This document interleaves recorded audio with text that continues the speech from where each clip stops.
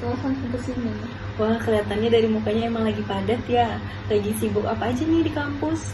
Lagi pusing banget nih sama skripsi, tugas praktikum, terus revisi naskah yang gak kelar-kelar. Wah, pasti menyita waktu dan pikiran banget ya. Berarti tidur juga berkurang dong. Bisa dibilang gitu, semalam cuma tidur sekitar 3 jaman. Duh, pantesan. Nah, jadi di formulir ini kamu sempat nulis ada keluhan sering lemas dan kebiasaan minum harian yang mau dibahas. Boleh cerita sedikit tentang itu? Jadi gini, tiap kali saya mulai nulis atau pusing mikirin revisi, bawaannya pengen jajan es kopi susu manis atau boba terus. Seberapa sering tuh biasanya dalam sehari? Bisa 2-3 kali sehari, apalagi kalau nugasnya dari siang sampai malam. Wah, lumayan sering nih. Apa yang kamu rasain kalau lagi nggak minum manis pas lagi nugas? Wah, otak saya rasanya blank banget, kayak nggak bisa fokus sama sekali kalau di meja nggak ada yang manis-manis. Berarti berasa ada yang kurang ya kalau nggak ada yang minum yang manis-manis? Iya, berasa banget, tapi lama-lama saya takut sendiri sama kesehatan saya, pengeluaran juga makin boros. Nah, paham banget. Kebetulan kita ada media poster nih buat bahan ngobrol santai kita. Wah, menarik gambarnya. Iya kan? Coba kamu perhatiin ilustrasinya. Pas kamu minum manis, memang ada rasa fresh atau fokus akan di awal. Betul banget, pas datang pertama rasanya kayak langsung semangat lagi. Tapi coba diingat-ingat, sekitar 1 jam setelah minum manis itu habis, apa yang biasanya terjadi? Kalau dipikir-pikir, mata saya malah berasa berat banget. Terus pikirannya gimana? Pikiran melayang, badan lemas, terus ujung-ujungnya ngantuk berat. Nah, kalau sudah ngantuk gitu, apa yang kamu lakukan biasanya biar bisa nugas lagi? Nah, terus kalau udah ngantuk gitu, apa yang kamu biasanya lakukan biar bisa nugas lagi? Saya biasanya buka aplikasi delivery lagi, pesan gelas kedua. Siklusnya terulang lagi ya. Fenomena itu namanya sugar crush. Wah, sugar crush itu apa maksudnya? Nah, sugar crush itu saat gula masuk, gula darah naik drastis, makanya kamu ngerasa segar. Tapi tubuh bakal buru-buruin buat turunin gula itu. Pas tuh gula darahnya drop drastis, tubuh kamu malah makin capek dan ngantuk dari sebelum minum. Oh, berarti bukan karena saya kurang gula ya makanya nggak fokus. Tepat sekali, itu cuma efek permainan gula darah. Otak kamu sebenarnya butuh gula terus-menerus, tapi butuh energi yang stabil, oksigen, dan juga dehidrasi. Berarti pikiran saya selama ini salah dong. Bukan salah, tapi cuma kurang tepat. Otakmu merespon sensasi nyaman sesaat itu. Nah, kira-kira kalau kita ubah kebiasaan ini pelan-pelan, kamu mau nggak? Mau banget, tapi jangan langsung disuruh stop total ya, takut kaget.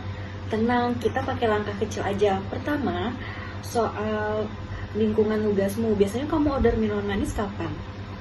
Pas lagi buntu di depan laptop, refleks langsung pegang HP, buka aplikasi order makanan. Nah, strateginya sebelum buka laptop, taruh 1 botol air mineral dingin tepat di samping laptop kamu. Terus sembunyikan aplikasi ordernya.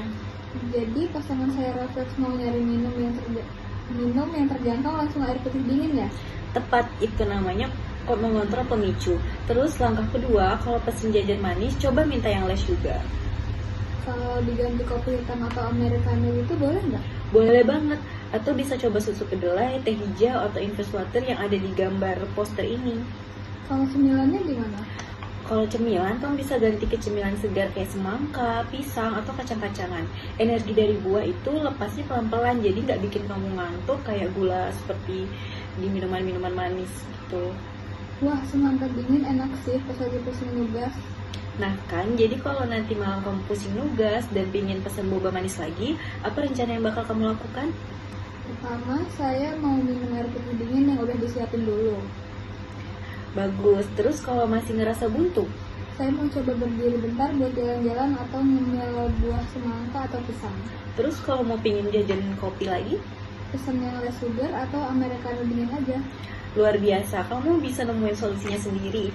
Seberapa yakin kamu bisa coba langkah ini mulai besok? Yakin sih, skala 8 dari 10. Mantap banget, kita coba seminggu ini ya. Nanti minggu depan kita ngobrol lagi buat evaluasi. Siap, terima kasih banyak ya, cukup membantu banget percakapan hari ini. Sama-sama, semangat untuk kuliahnya.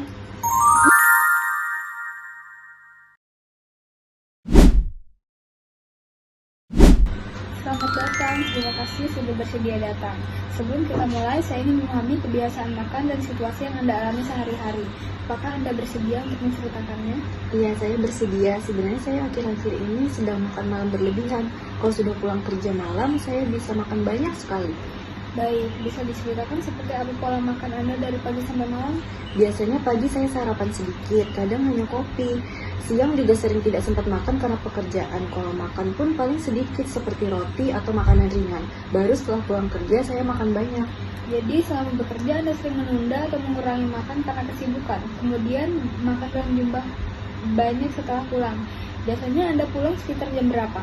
Sekitar jam 8 sampai jam 9 malam. Kadang bisa juga lebih malam kalau pekerjaannya sedang banyak. Saat sampai di rumah, apakah yang biasanya Anda rasakan sebelum makan?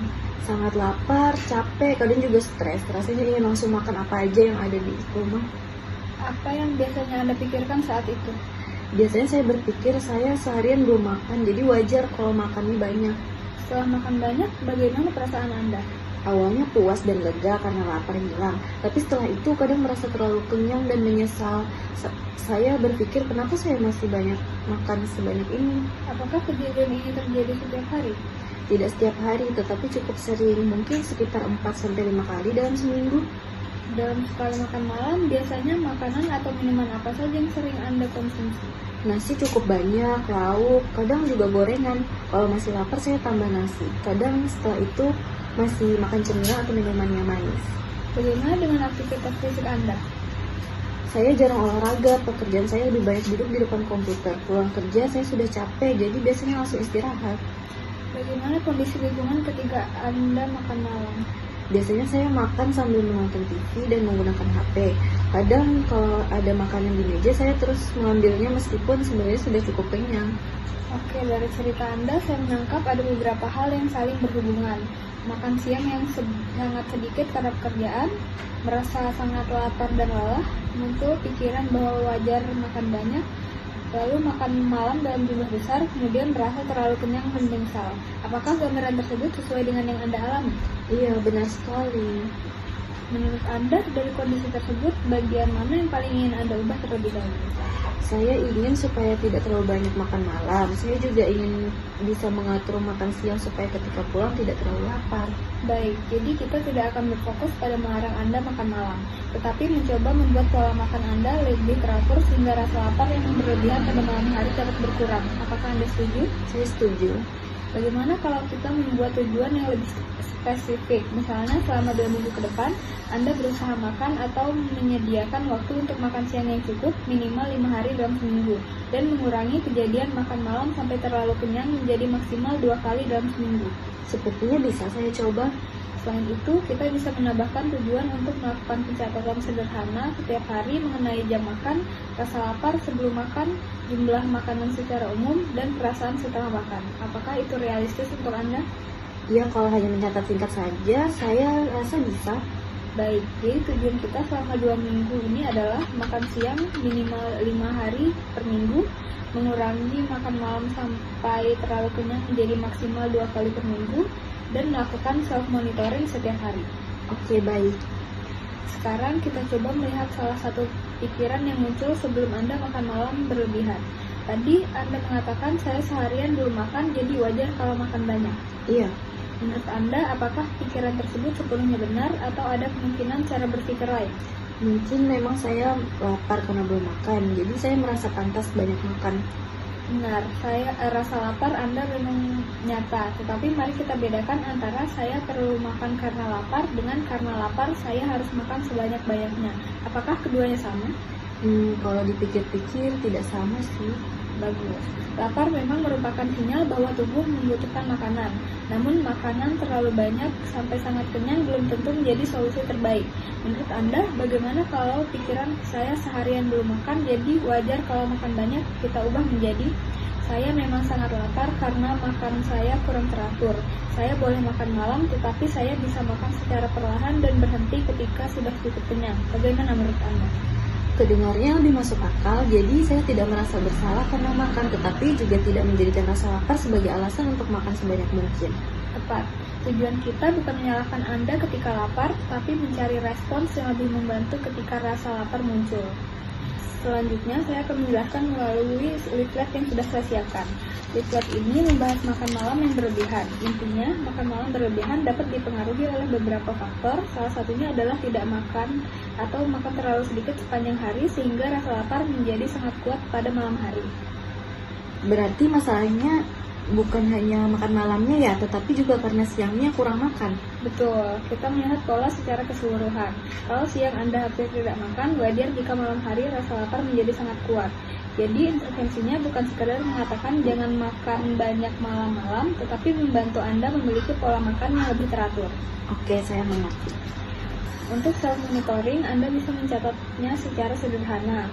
Dengan catatan seperti ini, kita dapat melihat pola dan pemicu makan yang berlebihan. Kalau seperti itu, saya bisa melihat kapan biasanya yang saya makan terlalu banyak ya? Dari rencana yang sudah kita buat, seberapa yakin Anda bisa menjalankannya dari skala 0 sampai 10?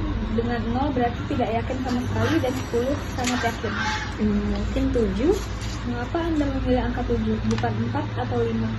Karena saya sebenarnya ingin berubah. Saya juga merasa kalau saya bisa makan siang yang lebih teratur, mungkin saya tidak akan terlalu lapar seketika malam-malam. Bagus. Apa hambatan terbesar yang mungkin muncul? Pekerjaan. Kadang saya benar-benar tidak sempat makan siang. Kalau sedang tidak sempat makan makanan lengkap, apa alternatif yang realistis? Mungkin saya bisa membawa bekal sederhana atau makanan yang mudah dimakan saat istirahat. Bagus, jadi kita membuat rencana cadangan. Misalnya, jika tidak bisa makan siang seperti biasa, Anda tetap berusaha menyediakan waktu untuk makan atau memilih makanan yang praktis daripada menunggu sampai malam. Iya, saya akan coba menyiapkannya dari rumah. Bagaimana jika suatu hari Anda tetap makan malam secara berlebihan? Mungkin saya biasanya langsung merasa gagal. Kita justru gunakan kejadian tersebut sebagai informasi. Anda dapat mencatat apa yang terjadi, seberapa lapar Anda, apa yang Anda pikirkan, dan apa pemicunya. Kemudian kita gunakan informasi tersebut untuk memperbaiki strategi berikutnya. Jadi saya tidak perlu langsung menyerah kalau gagal sekali ya? Betul. Pertama, apa saja yang akan Anda lakukan? Saya akan berusaha makan siang minimal 5 hari dalam seminggu, mencatat kebiasaan makan setiap hari, makan malam tanpa HP atau TV, mencoba makan lebih perlahan dan memperhatikan rasa kenyang, mengingatkan diri sendiri bahwa saya tidak boleh makan karena lapar, tapi tidak harus makan sampai terlalu kenyang. Bagus. Dan bagaimana Anda akan memantau keberhasilannya? Saya akan membuat catatan di HP setiap malam. Saya catat apakah saya berhasil makan siang, saya lapar sebelum makan malam, dan apakah saya akan makan sampai terlalu kenyang. Sangat baik. Kita akan mengevaluasi catatan tersebut pada pertemuan berikutnya. Kita juga akan melihat apakah target makan siang tercapai dan apakah frekuensi makan malam berlebihan berkurang. Baik. Sebelum kita akhiri, bagaimana perasaan Anda setelah sesi hari ini? Saya merasa lebih paham. Sebelumnya saya hanya berpikir saya tidak bisa mengontrol makan malam. Sekarang saya sadar bahwa kebiasaan makan saya sepanjang hari juga berpengaruh. Saya senang Anda dapat pemahaman tersebut. Ingat, tujuan kita bukan membuat Anda takut makan atau merasa bersalah ketika makan. Kita ingin membangun pola makan yang lebih teratur dan respons yang lebih sehat terhadap rasa lapar. Baik, saya akan coba. Bagus, kita akan bertemu kembali untuk melihat perkembangan, hambatan, dan apa yang perlu disesuaikan dari rencana ini. Terima kasih sudah terbuka hari ini. Terima kasih, Ibu.